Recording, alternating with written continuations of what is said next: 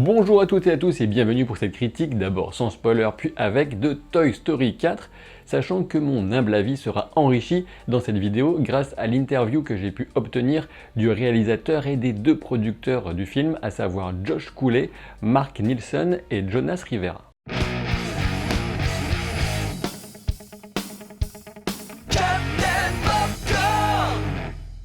Et cette interview, j'ai eu la chance de pouvoir l'enregistrer à l'occasion du Festival international du film d'animation d'Annecy.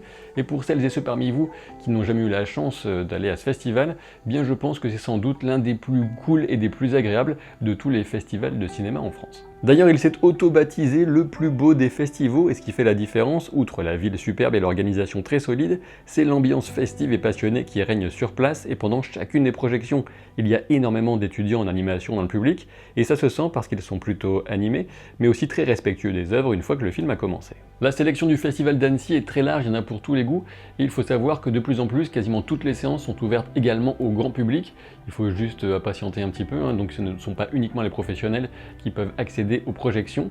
Et en gros, moi j'ai passé à chaque fois vraiment des très bons moments. J'y étais l'année dernière et donc cette année, et je vous recommande d'y aller l'année prochaine. Ce sera la 60e édition du festival, on sera en 2020 et ça promet. Mais j'en reviens à Toy Story 4 qui a donc été projeté à Annecy, un film qui suscitait pas mal de scepticisme chez tous ceux qui considèrent que Toy Story 3 apportait la parfaite conclusion à cette trilogie qui est carrément culte pour certains spectateurs. Personnellement, je dois bien dire que j'avais adoré les trois premiers Toy Story, mais qu'après Toy Story 3, j'étais passé à autre chose, que je n'attendais absolument rien de ce Toy Story 4, tout en gardant quand même dans un coin de ma tête une sorte de confiance dans la capacité du studio Pixar à sortir des films assez géniaux. Et du coup, la question que beaucoup de monde s'est posée, c'est est-ce que ce Toy Story 4 serait une façon un petit peu vicieuse de gagner plein d'argent en venant essorer jusqu'à la moelle les jouets de votre enfance ?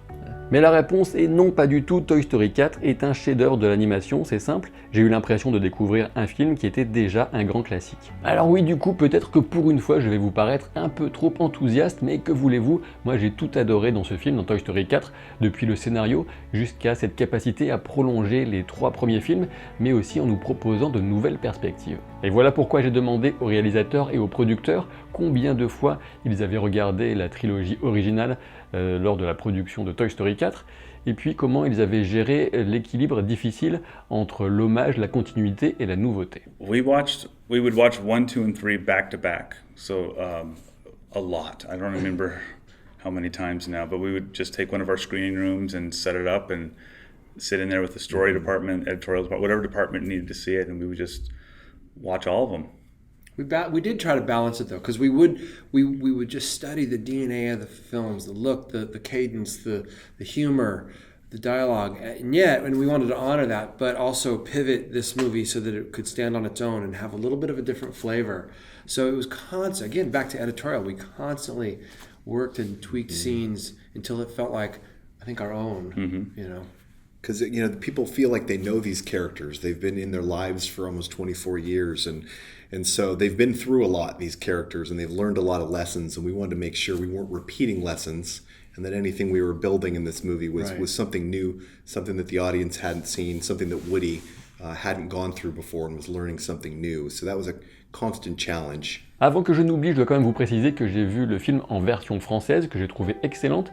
Je reviendrai un peu plus en détail au cas par cas sur certains personnages, notamment dans la partie spoiler, mais pas uniquement.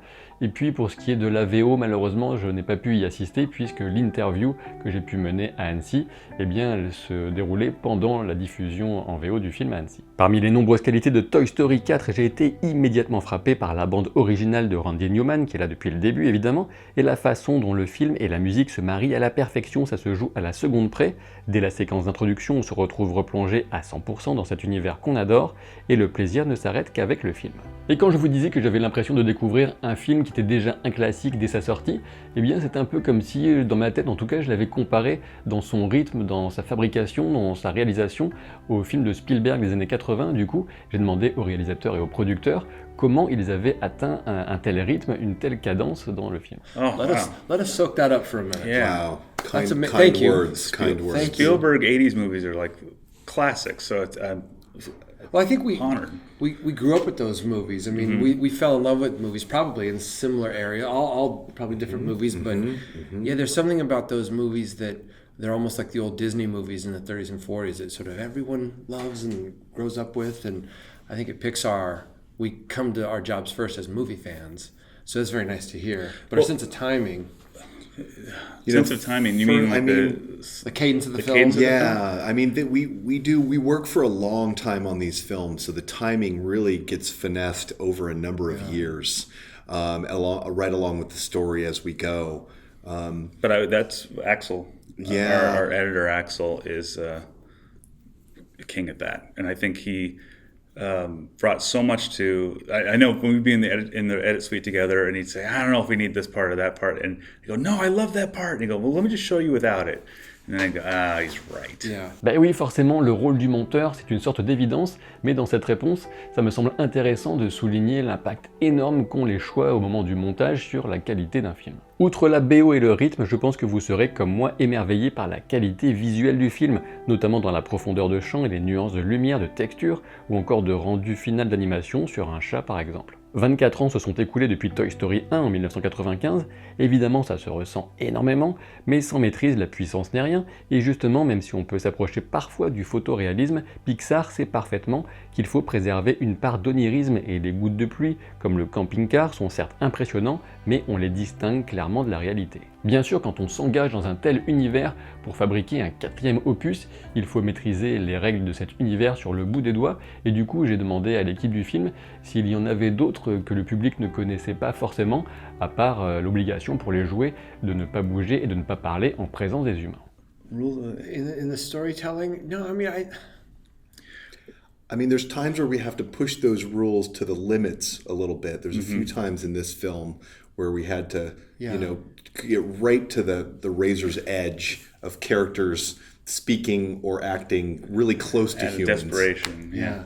I will say that this is a more of a filmmaking rule that, when we met with Andrew Stanton and Leon Chris, some of the original creators of Toy Story, they told us to go back and watch Lady and the Tramp and how that was an influence on Toy Story, the way it's shot. And if we've watched it and the camera is down low, it's always from the dog's point of view. And he said that was really important to remind us constantly that these are toys. And so something as simple as having an electrical outlet in the background, that's there on purpose to remind you the scale of these characters. Concernant le scénario maintenant et sans entrer dans les spoilers, rassurez-vous, j'ai trouvé que l'équilibre parfait avait été trouvé entre l'humour, l'émotion et le développement des personnages. Si on compare le film à Toy Story 3 notamment, on cherche un peu moins à nous tirer les larmes, alors que les rires sont plus fréquents et jamais forcés. Ça me fait vraiment plaisir de pouvoir vous dire, rassurez-vous, il y a une véritable logique, une cohérence dans cette suite par rapport aux 3 premiers Toy Story, et d'ailleurs le scénariste principal de la saga Toy Story, Andrew Stanton, qui par ailleurs est une sorte de génie puisqu'il a réalisé Wall-E, rien que ça, eh bien il avait déjà en tête les prémices de cet épisode 4 alors qu'il écrivait le 3. Ce qui est essentiel de comprendre pour accepter cette suite, c'est que le chemin du protagoniste principal, Woody, n'était pas terminé avec Toy Story 3. L'une des grandes forces des films Pixar a toujours été de proposer plusieurs niveaux de lecture, à la fois pour les enfants et les adultes, et celui-ci ne déroge évidemment pas à la règle. Ce Toy Story 4 est même particulièrement touchant dans les messages qu'il vient porter, sans jamais être lourdingue, rassurez-vous, avec par exemple le fait que d'autres expériences, d'autres visions de la vie peuvent venir vous aider à faire évoluer les vôtres. L'une des particularités de Toy Story, c'est sa profusion de personnages, notamment secondaires, et cette fois, un personnage féminin prend un rôle central.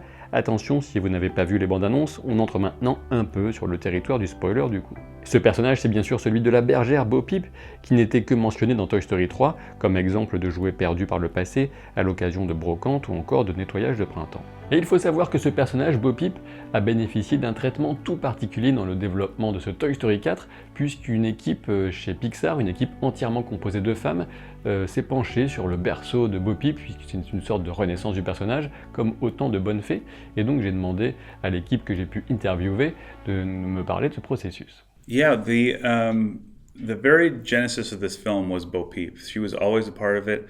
We even, the name of our show internally was Peep is the code name. And we had this group of artists and animators and writers and shaders, everybody that just really wanted to make Bo Peep a special character and not fall into any tropes or stereotypes, and it was amazing. They would really research and work really hard to make that character unique and special. And I love that because we'd be in the middle of a meeting and and I'm thinking about 400 other things, and somebody would say, hey, how about we have Bo Peep and do this and that? And I go, oh, that's fantastic. So there's always these guardian angels out there for Bo Peep that was really helpful. En version française, Bo Peep, c'est Audrey Fleurot, et forcément donc c'est génial, puisque depuis la Dame du Lac de Camelot jusque vers l'infini et au-delà, j'aime beaucoup tout ce qu'elle fait, du coup excellent choix de casting. Bo Peep a tellement évolué qu'il s'agit pour ainsi dire d'un nouveau personnage, comme je disais, mais elle n'est pas seule à venir enrichir l'équipe de belle manière, mais je vous parlerai de Duke Kaboom ou encore de Ducky et Bunny dans les spoilers. Avant de passer à la partie spoiler, j'ai un cadeau pour vous, et oui je suis comme ça, ne me remerciez pas, il s'agit d'un lot de 2 places pour la soirée Stranger Things qui aura lieu le 4 juillet au Grand Rex à Paris, donc mieux vaut ne pas être trop loin de Paris pour participer, et justement pour participer c'est très simple, il vous suffit de laisser un commentaire sous cette vidéo, sachez qu'il y aura aussi un lot de 2 places à gagner sur le compte Twitter Captain Popcorn, et 2 places à gagner sur la page Facebook Captain Popcorn. La soirée Stranger Things, c'est tous les épisodes qui seront diffusés au Grand Rex, même si vous n'êtes pas obligé de rester jusqu'à la fin. Il y aura aussi 4 acteurs qui seront présents, des animations et des cadeaux. Donc soyez assez rapide puisque le tirage au sort sera effectué dimanche soir. Pour revenir au film, vous l'aurez compris, je recommande à tout le monde de voir Toy Story 4. Pour moi, c'est non seulement un chef-d'œuvre qui égale ou surpasse les précédents, mais aussi la véritable conclusion logique de la saga. Et en plus, n'oubliez pas que c'est la fête du cinéma du dimanche 30 juin jusqu'au mercredi 3 juillet, ce serait dommage de ne pas en profiter. Attention, on entre maintenant dans la partie spoiler et j'ai envie de parler d'abord des méchants du film, à savoir Gabi Gabi et les pantins de ventriloque inspirés de chair de poule. Le côté film d'horreur de ces personnages m'a surpris dans le bon sens et je pense qu'ils effrayeront davantage les adultes que les enfants. Et d'ailleurs, si ma mémoire est bonne, c'est à l'occasion de la première apparition de ces personnages un petit peu creepy qu'on peut entendre dans Toy Story 4 la musique de Shining. Et oui, rien que ça. L'une des choses qui m'a sauté aux yeux lors du visionnage, c'est que le personnage de la méchante Gabi Gabi était très fouillé, très intéressant, et du coup, j'ai demandé à l'équipe du film s'il avait été difficile de proposer un personnage aussi nuancé. I wouldn't say difficult. She definitely evolved over time. We always had her as the villain, and we had a version, I remember, where she was just the straight villain. Like, she wasn't, nothing nice about her at all. And it wasn't until we discovered that we can have Woody influence her life and that which actually would help his, that she became much more complicated and in a good way. And we went back through the same story we had and just removed the really arch moments where she was mean and you know, clearly just a horrible toy. And we still have the same flavor of her, but when you go back and watch it, you go like, oh, hasn't really done anything horribly wrong. Au passage et en complément, il me semble intéressant de savoir que les équipes de Pixar ont travaillé pas moins de 5 ans sur ce Toy Story 4, ce qui est un véritable témoignage de leur obsession de la qualité. En version française, c'est Angèle qui fait la voix de Gabi Gabi, et personnellement j'ai trouvé le résultat vraiment réussi, même si j'ai hâte d'entendre ce que donne l'excellente Christina Hendricks en VO. Autre personnage dont la voix a beaucoup fait parler, c'est bien sûr Duke Kaboom, le motard cascadeur canadien, joué en VO par Keanu Reeves et en VF par Marc Arnaud. D'après ce que j'ai cru saisir en regardant les trailers en version originale, je pense que l'accent canadien n'est pas trop forcé, donc par Keanu Reeves, mais en VF c'est tout le contraire, on a un accent québécois à couper au couteau. Personnellement ça m'a beaucoup fait marrer, et je pense que les Québécois de manière générale ont suffisamment le sens de l'humour pour ne pas mal le prendre. Ce qui est clair, c'est que le personnage est hilarant, tout comme Ducky et Bunny dans un autre style. En VF ce sont Jamel Debbouze et Franck Gastambide, et là encore pour moi ça fonctionnait très bien. Évidemment, ces personnages Ducky et Bunny n'ont pas un rôle majeur, c'est le propre des personnages secondaires, mais dès qu'ils commencent à évoquer leurs idées hyper farfelues et souvent super violentes, eh bien j'étais mort de rire, et sans parler du final en mode apocalypse, peluche Godzilla de la mort. Franchement, c'était génial, et je me demande si on peut éventuellement y voir un clin d'œil de l'équipe de Toy Story 4 à tous ces films d'action dont les héros résolvent la plupart des problèmes par la violence, et puis c'était sans doute aussi un moyen pour eux de lâcher de la pression pendant la production, et ils se sont dit on va mettre ça dans le film, ça fera marrer les gens, et oui, ça fait marrer les gens. Le film comporte une myriade de références et de clins d'œil aux autres films Pixar, ce qui laisse supposer que tout se situe plus ou moins dans le même univers. Quoi qu'il en soit, le sens du détail est ici poussé à son paroxysme, et il est certain que les fans hardcore s'en donneront à cœur joie. Last but not least, Forky, évidemment Fourchette en VF, doublé par Pierre Ninet, rien que ça, le jouet fabriqué par la petite Bonnie lors de son premier jour de préparation à l'école.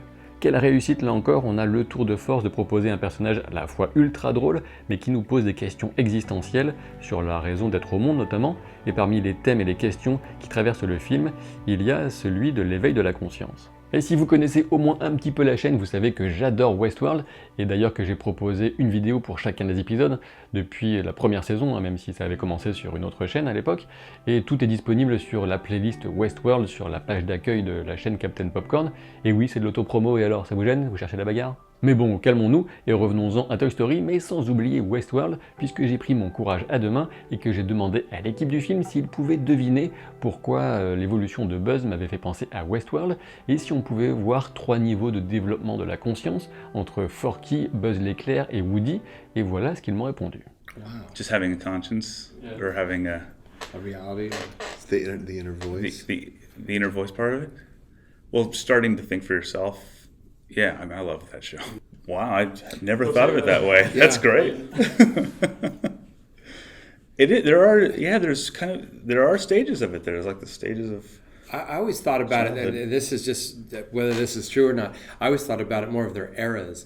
Like Woody is kind of from the 50s, a little more innocent, but he was made a toy. But he's just a simple toy. Buzz is a really good toy, so good that it even fooled himself. That was always the way, the mental model that I had. It took him a minute to catch up to the job. Forky, we always talked a little bit like Bambi, born in the forest or something, like doesn't know how to say words or stand or anything, like a baby. But no, that's interesting. Yeah, that's fascinating. I had never thought of it that way. S'il fallait trouver un défaut au film pour faire joli, on va dire, il est vrai que Buzz a un rôle un peu plus secondaire cette fois et que sa relation avec Woody passe au second plan. Mais là encore, de mon point de vue, il ne s'agit pas vraiment d'un défaut, mais d'un choix scénaristique de mettre en avant tel ou tel personnage, et quoi qu'il en soit, les scènes de Buzz l'éclair sont vraiment très réussies, à la fois émouvantes et surtout hilarantes. Vous l'aurez compris maintenant, je pense, Toy Story 4 c'est génial, et j'ai beaucoup de mal à comprendre ceux qui continuent à penser que c'était le film de trop après l'avoir vu. Pour ce qui est de ma critique de Spider-Man Far From Home, je vous donne rendez-vous lundi si je suis assez rapide, ou sinon ce sera mardi, et puis n'oubliez pas de laisser un commentaire sous la vidéo pour participer au tirage au sort pour la soirée Stranger Things du 4 juillet. Si vous avez apprécié cette vidéo, n'oubliez pas de vous abonner. Si vous ne le faites pas, je serai obligé de vous ouvrir en deux pour voir si vous aussi vous êtes super fluffy comme Bunny et Ducky. Allez, à bientôt pour de nouvelles aventures, salut!